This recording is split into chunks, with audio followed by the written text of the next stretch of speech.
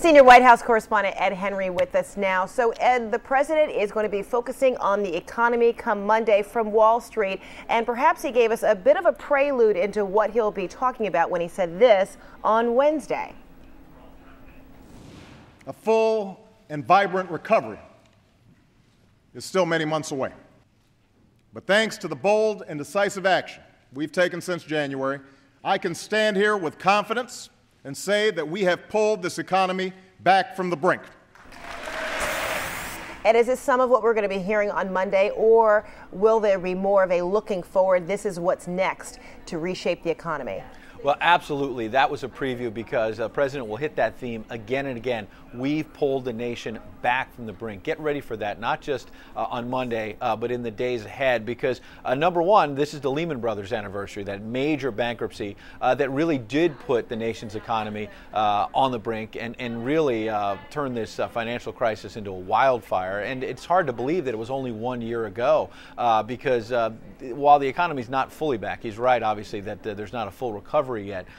Clearly, there has been sharp improvement, but this White House is very nervous politically that with unemployment still rising, the American people are not feeling a recovery yet. And so he's trying to change expectations a bit and say, give me a little more time. I inherited a mess here. Remember a year ago when Lehman Brothers went down? There was almost a Great Depression. I stopped that. Give me a little more time to bring unemployment back, get people working again. And because this is the anniversary of the fall of Lehman Brothers, might we hear more about regulation? Yes, because it is astounding to me how, despite the fact that it was only a year ago, that there was all this chaos on Wall Street, all this talk from Democrats and Republicans about we got to crack down on Wall Street, we got to clean up this mess.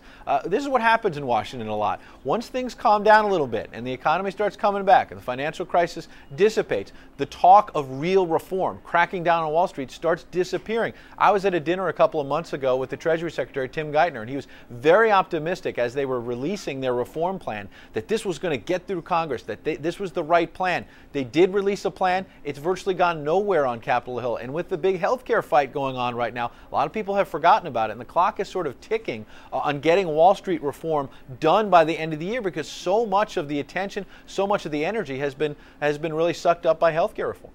Healthcare reform still in the forefront for the president. He mentioned during his speech to the joint members of Congress, he said, you know what, I've got an open door, but at the same time, I don't want to hear any nonsense, so to speak. My words, not his. However, this week, might he have appointments? Might there be some of those moderate or conservative Democrats or perhaps even Republicans that have a little FaceTime with him this week in respect to health care? Absolutely right. I mean, within 24 hours of that speech on healthcare reform, big, high-pressured setting and audience and speaking to the American people, not just the members of Congress in the room, within 24 hours, the president had a group of moderate Democratic senators over because he realizes that they basically hold the fate of his health reform plan in their hands. It's going to be up to the Ben Nelsons of Nebraska, Evan Bayh of Indiana, more so than the Republicans, because the Democrats have the votes to get this done if they want health reform. The president's problem throughout has not really been Republican opposition. It's been opposition in his own party, not just the Senate, but the House as well. So I anticipate there'll be a lot more behind-the-scenes meetings. That's where the real work is going to get done because the president's sort of shifting from the rhetoric of that speech to the reality of counting votes in the House and Senate to get this done.